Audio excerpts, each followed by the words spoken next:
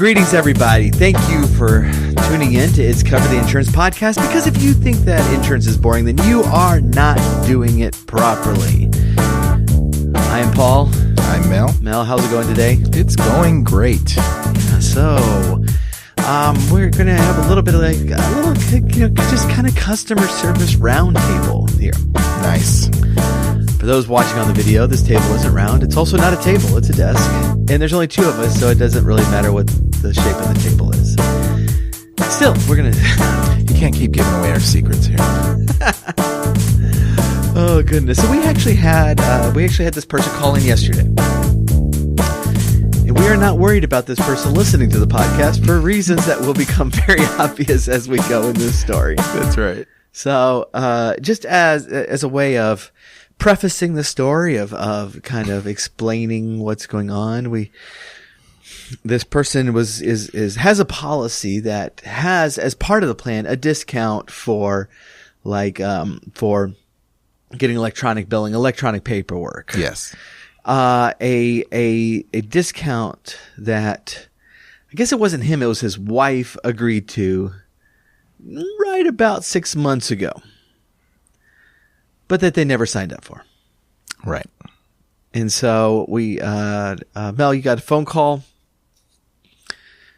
Typical phone call. Yes. Why are my rates going up?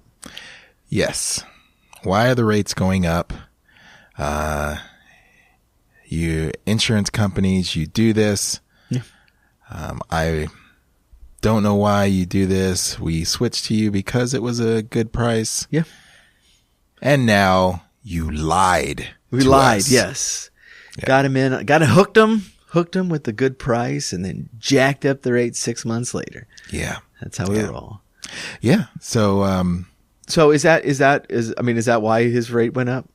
No. We're jerks? And whenever they say that, then I'm eager to find out why it went up, because that is never the case. Well, and in this particular product, like, say 90% of the calls we get on why my rates go up.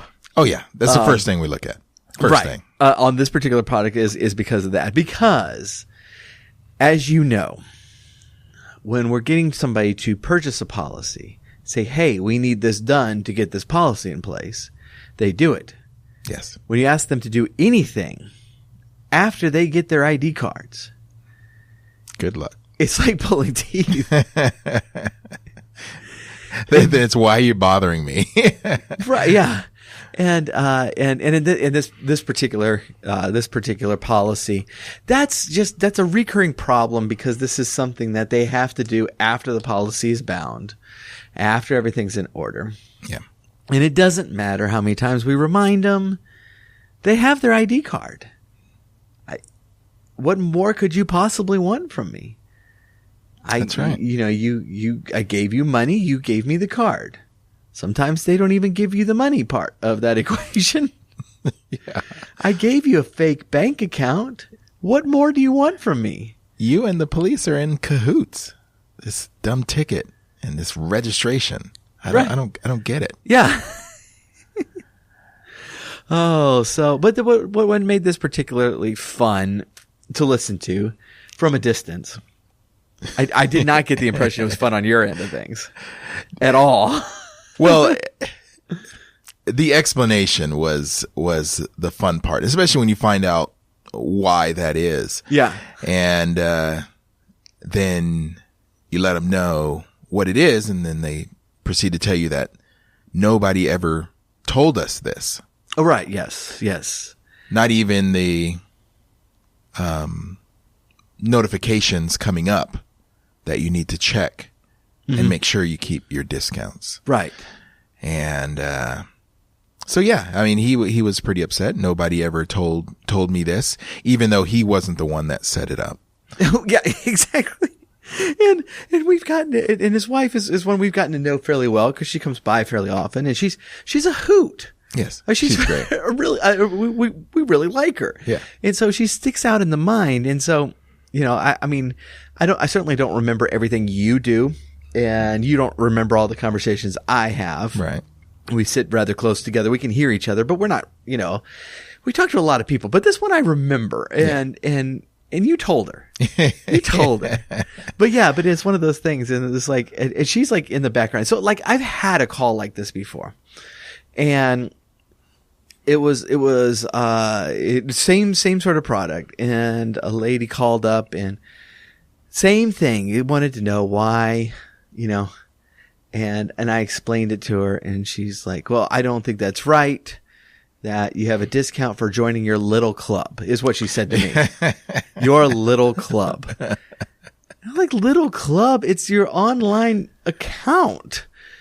No, you know, you want to force me into your little club. I have no interest. She's actually British, so I have no interest in joining your little club is how she sounded. Very good. Yes. It was close, wasn't it? That was. And we actually lost her. Doesn't, you know, it's like, and, on times like this, I try to like turn it around, cause she was having none of it. Yeah. And I tried to turn it around. It's like, you are going to leave or pay more money because you refused to press a link on an email. Yeah. And she didn't really have answers for that, but she did call up later and cancel her policy. Yep. Because she didn't want to join our little club. For that reason. Yes. Thankfully you did better this time. But it's one of those things that, you know, it's like, so cause this conversation immediately takes a left turn that I'm not used to hearing. And so I'm like immediately pulling up this account to see if I can help. Right. And, And looking it up because he said they have no email. We do not have email. We don't have email. They're not going to get the it. Texting thing. We don't. He proceeded to tell me his age, his work history, and that he's never. And his parents' work history, right? And his parents' work history, and he's never done that or had to use email. And so of course, you know, why do we have a discount? It does not apply to him. That's right. Which, you know, it's like, nobody ever told me about this, and I would have told you I don't have email. Yes. So that's where I jump in and I look it up. And when the email address is like the wife's name at Yahoo or Gmail or whatever the case may be. Yeah. It's like, it's not something made up. Or, you know, sometimes they give us like a kid's email address because they don't want to deal with it. Right. But they come up with some email address to do that. But this is clearly not that. And so the best part about this conversation is you read the email address to him. Yes. You tell me and you kind of said in the background, there's an email address on here. Yeah. So I proceeded to tell him, we have an email address. And then you read it off to me and I repeated it to him. And I said, is this your email address? Right. Well, his wife's, because it was his wife's name. Right. So he repeats said email address to his wife who says, and you can hear her. Yeah. Yeah. He says, what is this? And he reads it off and the wife says, well, that's my email address. So, and then of course he goes, what? I didn't know of this. I'm going to have to call you back. That's right. Oh, so yeah. Okay. So that one was fun. You know, and thankfully we got to save that one. One of the problems though is like there is a group of people that are very resistant to technology. Yes, very resistant. And how is it that, you know, that we can service people like this in an increasingly technological world? And you know, we've thrown out some ideas, but I obviously we don't have all the answers. My British lady is not the first person I've lost over technology. Oh man. And I think we've told this story before on the podcast is the one guy who called up and it's like, oh, y'all are using those phone apps to take pictures of damaged cars in an accident. And I was like, oh yeah, we have that. We certainly don't have to use it. Why don't you swing by the office? I'll be happy to get the pictures for you. Yep. Even disclose to him that I'm a licensed adjuster. That doesn't really help taking pictures, but it makes people feel at ease. So I bring it up. He's, oh, well, I wasn't in an accident. I just don't want to deal with a company that does that. Doesn't like the direction the company's going. Right. Yes. And so, it's, that's one where it's, in a lot of these cases, we're going to have less and less choice in the matter. Yeah. That guy, I mean, there's not much you can say to a customer that doesn't like the direction the company's going when said direction is the future. Yes. We are moving forward in time and you are trying to stop us. That's not going to work. No. But no, that's absolutely true. And in this case, for those who hadn't heard the story before, I tried to assure him, I was like, look, you do not have to use this app. We have it. You don't have to use it. Right. You bring it by. I will take the pictures myself. Yep. I'll pull some strings, see if we get adjuster out to you. We'll figure out a way to deal with it. Yeah, there are ways around it. Don't worry about it. However you want to get it done, and we can do that, and we'll work around it and make sure you're happy. Yeah, exactly. But he was like, nope, I don't want to work with a company that does that. Okay, well, yeah. Once again, you're in for a short ride at this point. Yeah, because I mean, I don't know of any insurance companies that are coming out with advertisements going, hey, you don't want your car inspected over pictures? We will assign an adjuster to just follow you around town everywhere you go. That's right.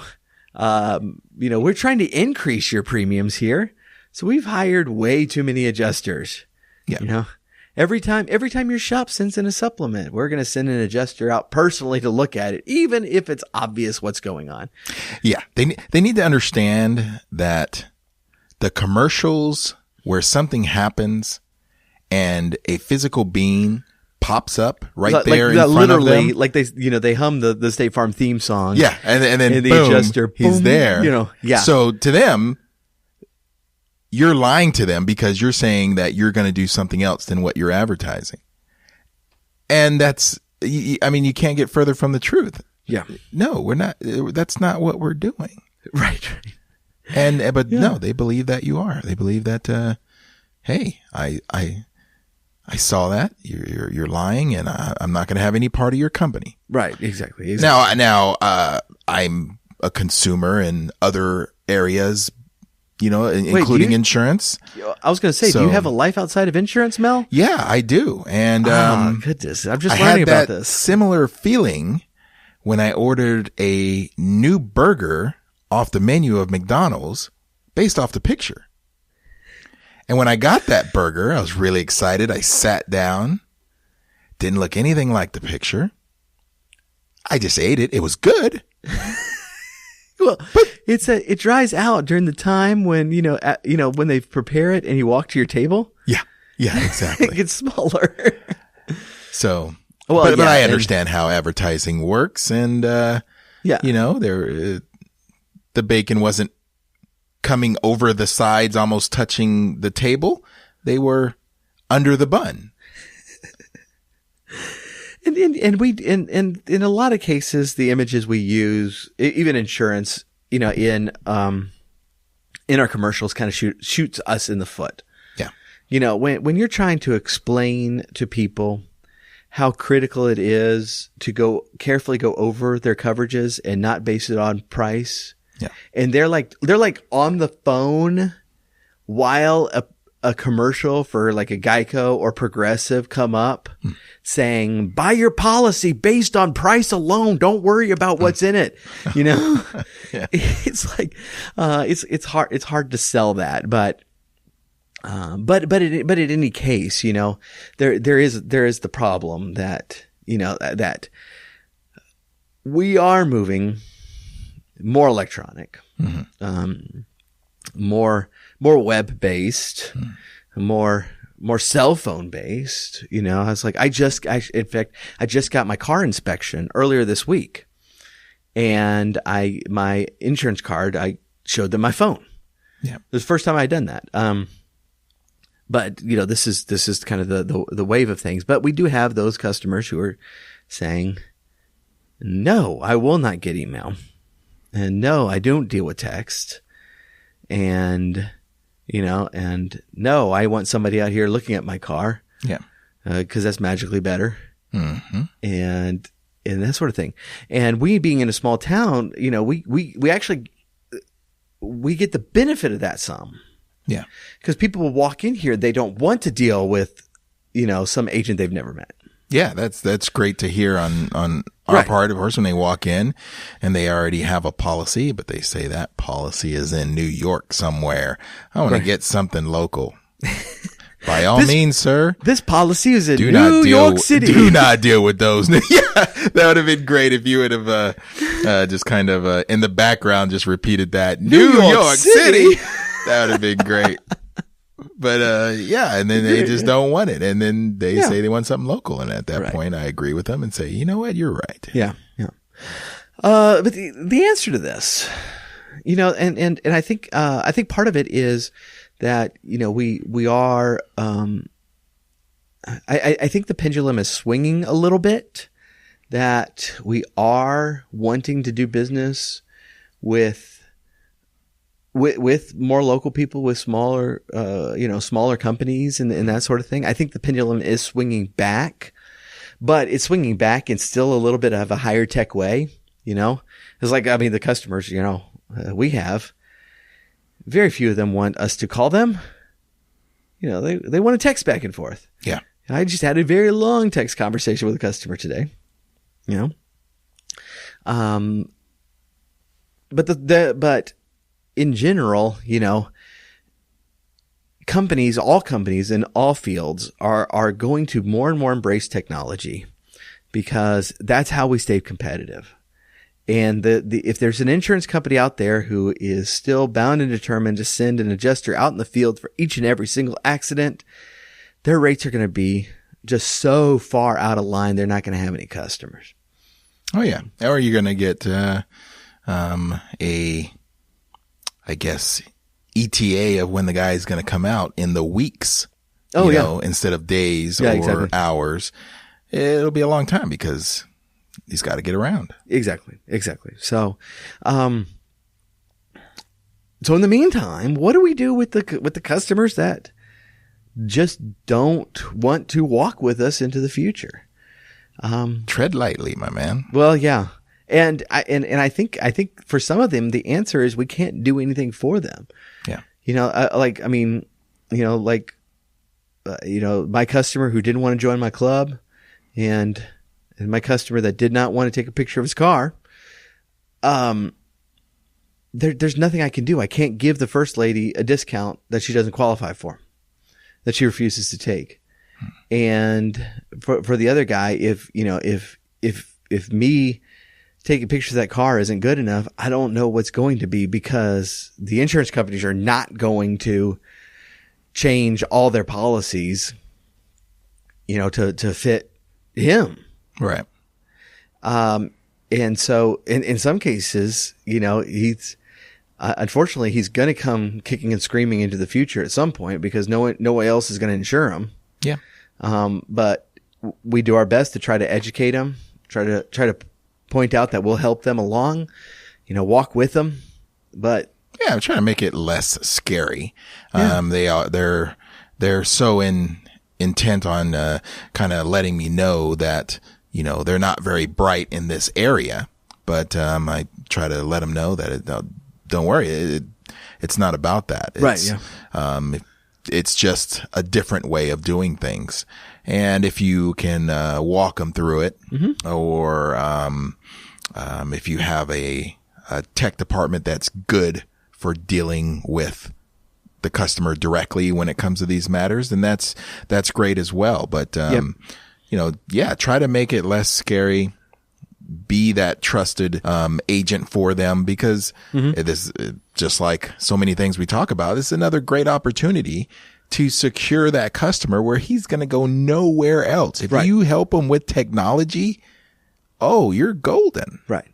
Yeah. And the customer that is scared of an email address here in 2018 is going to be the customer that is not going to want to deal with, Joe Blow from across the state who promises, oh, well, no, it's not a problem. We can deal.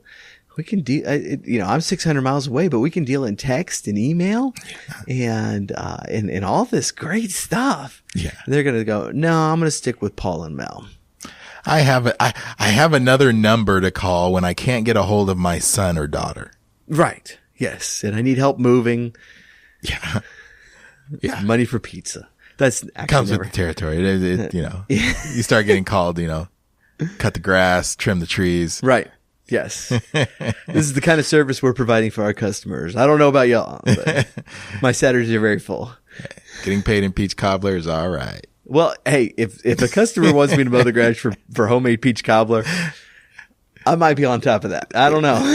It's good. It's good. Well, that's going to do it for us today. We really do appreciate you joining us. And using technology. Yes, on your phone, computer, however you are reaching us.